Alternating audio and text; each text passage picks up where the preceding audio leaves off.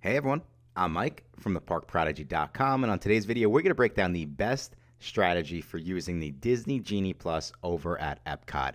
And coming into this, I actually was not expecting this park to be as difficult as it is. As you'll see, EPCOT really is more of a, I would say, quality over quantity when it comes to rides. Very, very similar to Disney's Hollywood Studios. This is a very, very important video just to have a game plan if you do plan on using the Disney Genie Plus on your next Walt Disney World trip. So if you are in the process of planning a Disney World vacation, just be sure to stick around until the end of this video. As always, I'm very excited, so let's go get started.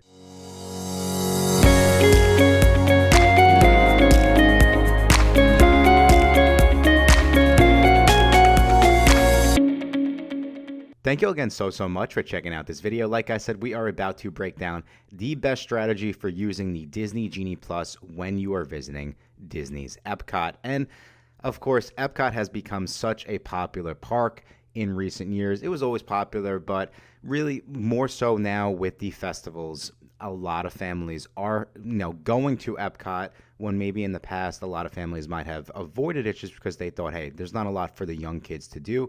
But of course, now at this point in time, there's just a lot for families in general to do over in the parks. I'm going to jump into the basics very, very quick on what the Disney Genie Plus is. I'm just going to touch on the basic stuff. If you do need a little, refresher course, or if you need to learn more about what the Disney Genie Plus is, we do have a bunch of other videos that kind of dive in and explain exactly all the moving parts. But in a nutshell, by purchasing the Disney Genie Plus, guests can make reservations to access the quote-unquote lightning lane, which is essentially faster lines than the regular standby lines. However, as you will see, the important thing to keep in mind is not all attractions have lightning lanes, and some attractions actually have quote-unquote individual lightning lanes, which are a premium service on top of the regular Disney Genie Plus. For instance, over at EPCOT, we do have Guardians of the Galaxy Cosmic Rewind, which is a individual lightning lane. It's a premium ride that you can select to go and skip the line. However, the other important thing to keep in mind regarding Guardians of the Galaxy Cosmic Rewind is you cannot just walk up to this ride and get on the regular standby line. You do have to join a virtual queue if you do not want to pay to skip the line for Guardians of the Galaxy Cosmic Rewind. Of course, Disney just likes to keep us on our toes. It really is. It's a lot, but that's why we're creating this video. So again, the important thing to keep in mind as well as we kind of help you come up with a game plan is that if you're using the regular Disney Genie Plus, guests can only have one ride selection at a time. Now, the big difference to keep in mind is if you make your Disney Genie Plus selection more than 2 hours away, essentially if it's 7 o'clock in the morning and you're making your Disney Genie Plus selection and it just so happens to be at 1 o'clock where you're going to go and skip that line, after 2 hours, you can then make another selection, and at that point in time, you can have two Disney Genie Plus ride selections. Some of the other really, really quick tips and tricks to keep in mind about the basics. Disney Genie Plus rides do go on, let's quote unquote, they are released at 7 a.m.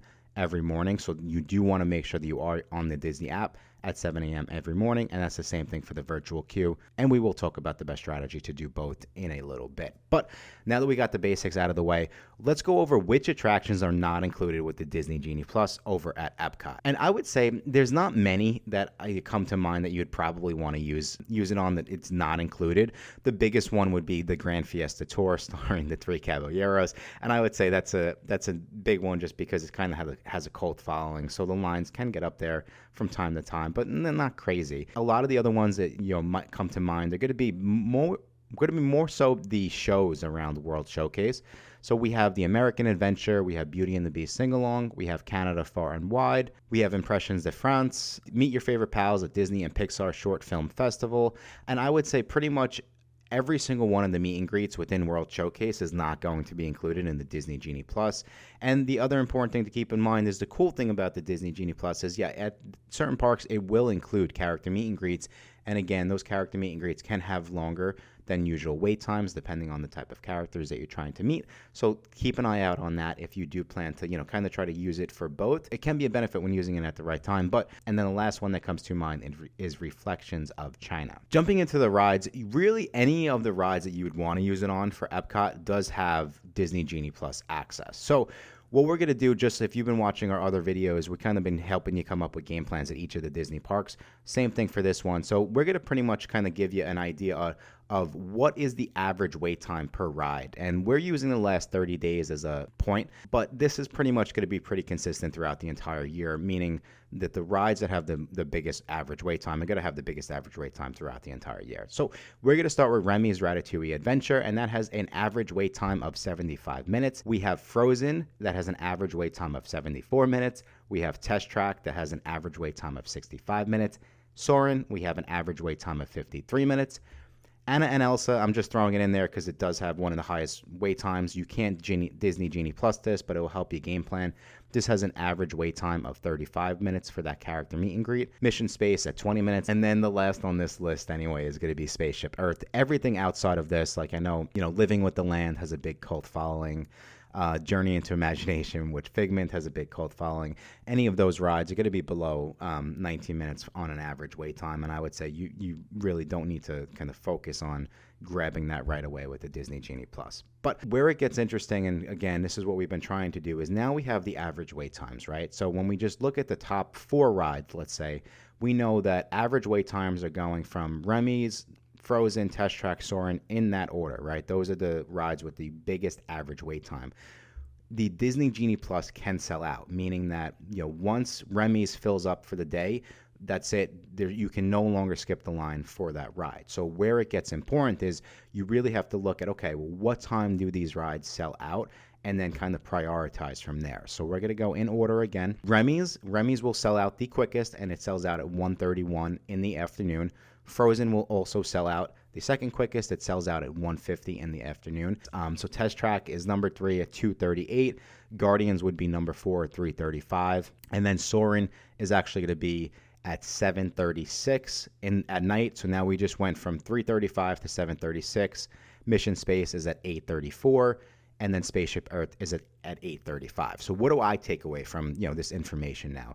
Essentially, even though Soarin' is sitting there at number 4, and 53 minutes does seem like a large line that you would want to try to avoid, but Soarin' doesn't sell out until 7:36 at night, right? So realistically, we really have 3 rides that we need to kind of prioritize, and that is going to be Remy's, Frozen, and Test Track. And you'll see if you go and you watch our Magic Kingdom video and our Hollywood Studios video that we released so far, you'll see now that EPCOT, by far, the rides sell out the quickest. The top rides sell out the quickest, which is why this is such a hard park to kind of game plan for from a Disney Genie Plus standpoint, right? But we can help you do it. But it is important to really, you really need a game plan to get the most out of it, or to avoid really long lines at EPCOT as opposed to some of the other parks. Okay, so now taking this information, right, we already established that we really have 3 main rides that we're trying to skip the lines on. So how would we do this? How would I do this if I was going to EPCOT and I was trying to get on the rides the quickest using the Disney Genie Plus? So the first thing I would do is I would rope drop. And I do think that is extremely important for this park, just because of, like we said, there's 3 main rides that we're trying to get out of the way. Rope dropping will give you the best chance to do that. All right, so the other important thing to keep in mind is I am going to include Guardians of the Galaxy Cosmic Rewind in this, and we're not upgrading to the individual lightning lane for Guardians. We are going to do the regular virtual queue. And so the other important thing to keep in mind is you can have 2 people on the same My Disney Experience account from 2 different phones. I would definitely do that at EPCOT, but let's say you don't. Let's just say it's mom or dad who's doing all of the ride selections. The way I would do this in this order is at 7 a.m. I would jump on and I would try to grab the virtual queue for Guardians of the Galaxy Cosmic Rewind. Then I would go and I would do Disney Genie Plus for Remy's Ratatouille Adventure. Then I would rope drop Frozen, and then I would go straight to Test Track after that. And essentially what this would allow you to do is, just like it sounds, you're pretty much picking up a ride. You're going to pretty much be able to skip the line for Remy's. You're going to get Frozen out of the way with very little wait times. And then you're going to go over to Test Track. You might end up waiting, maybe 35, 45 minutes, depending on, how quickly you really can get over to Frozen and get on that ride, and then get over to Test Track. But again, 35, 45 minutes is still better than the average of 65 minutes. So you save in 20 minutes, which will kind of help you later on in the day. So the other thing you can do is, of course, let's say that you want to do the Disney Genie Plus for Test Track, right? You can do Disney Genie Plus for Test Track and then, let's say, rope drop Remy's or Frozen. So the other thing to keep in mind too is, as you're coming up with your game plan, if you are going to do Disney Genie Plus for Remy's or for Frozen, and like we discussed earlier in this video, what's most likely going to happen, because these rides are so popular, is you are most likely going to get a return time that is later in the day. Meaning if you're making your selection at 7 o'clock, Disney's most likely going to tell you, hey, come back and skip this line at 1 o'clock in the afternoon, 2 o'clock in the afternoon, 3 o'clock in the afternoon, just kind of the way it is, right? So you're not going to go and be able to skip that line till later in the day. Kind of what you're going to need to do is you're going to need to fill in your time, between then and, 2 o'clock or 3 o'clock. And you also have to wait 2 hours to then make another Disney Genie Plus selection. So you'll see this is kind of where you do need a little bit of a game plan. On the flip side, though, I would say with Test Track is probably going to give you the earliest return time. And then what that will allow you to do is if you get onto Test Track and you scan your Disney Genie Plus, then you can hop on again and make another Disney Genie Plus selection, right? So that's, I guess, where the strategy will come in, where you kind of have to really prioritize what rides are the most important for you. What I would also say is if you are, doing Disney Genie Plus for Test Track, or if you're rope dropping and you're going to Test Track, your instinct might be to then stay in the front of the park and go on to, let's say, Spaceship Earth or run over to Soarin'. But again, especially if you purchase the Disney Genie Plus, I would not do that. I would rope drop either Test Track, Frozen, or Remy's, and then I would just run to one of those other rides, meaning Frozen, Test Track, or Remy's.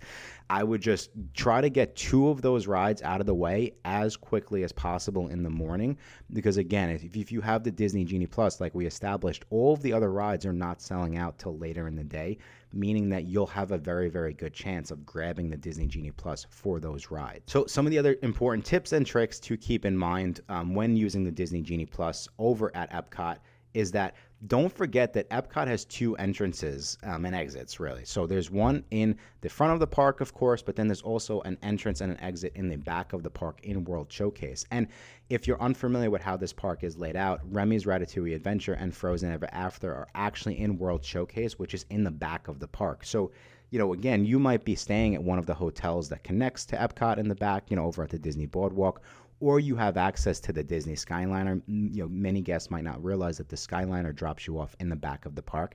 So, right, that might be a reason to say, okay, well, we definitely want to go on Test Track, but I'm entering through the back of the park. But Remy's is in the back of the park, so let me actually Disney Genie Plus Test Track, and then I'll just rope drop Remy's because I'm going to be right over there. Kind of do it like that, and then you can hit Remy's, then Frozen, one after another. Or kind of same thing. If hey, I'm entering from the front of the park, let me just rope drop Test Track because it's going to be right there, and then I could Disney Genie Plus Remy's or Frozen. And EPCOT is a big park, so even if you're rope dropping, if you're entering from the front of the park, to be honest with you, it's at least a mile walk to the back of the park, because World Showcase is a mile in general.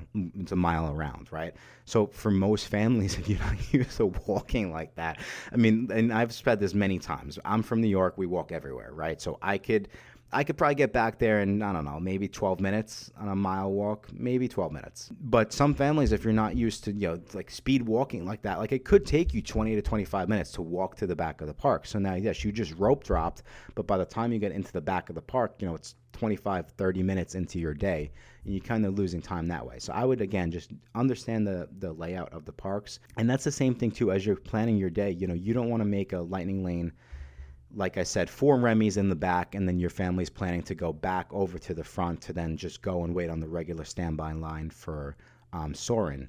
It's a long walk back and forth, so you do have to keep that in mind as you're planning your day. The other important thing to keep in mind is for Guardians, right? Like I said, Guardians has a virtual queue. You can't just walk up to this ride and get on the regular standby line. You have to do the virtual queue, or you have to do the individual, premium lightning lane. If you have a set plan and you don't want to just kind of let it, if you don't want to leave it up in the air and just not know when you're going to go and get on Guardians of the Galaxy, then the premium lightning lane could be a good pick for you, because you can essentially pick the time that you want to go and skip the line for Guardians. And last but not least, again, we quickly touched on this, but don't forget that EPCOT doesn't seem like an all-day park when it comes to just rides, But now with all of the amazing festivals that they do have going on throughout the parks, in my opinion, it really is an all-day event. In some situations, for EPCOT Food and Wine Festival, my opinion is this is a 2-day park easily, especially if you're trying to get everything out of the way in that festival. So keep that in mind as you're planning your day, as you're planning your Walt Disney World trip. It looks deceiving, and like we said, out of all the rides, there's really 3 main rides that everyone's trying to go on. But because of the festivals and all of the fun stuff for like quote unquote adults visiting Walt Disney World, this could be an all-day park. It definitely is an all-day park if you're trying to get absolutely everything done, including the festivals. But that is it, everyone. That is the little guide to how to use the Disney Genie Plus over at EPCOT. I really, really hope that you found this video helpful. I hope that you learned a thing or two. And like I said, if you are in the process of planning a Disney World trip and you do need a little additional help, just be sure to go and check out our website, theparkprodigy.com, or subscribe to our channel as we have a lot more similar videos just like this coming out in the coming weeks. But I think that's all the time we have for today. Thank you all again so much for checking out this video, and until next time, I will talk to you soon.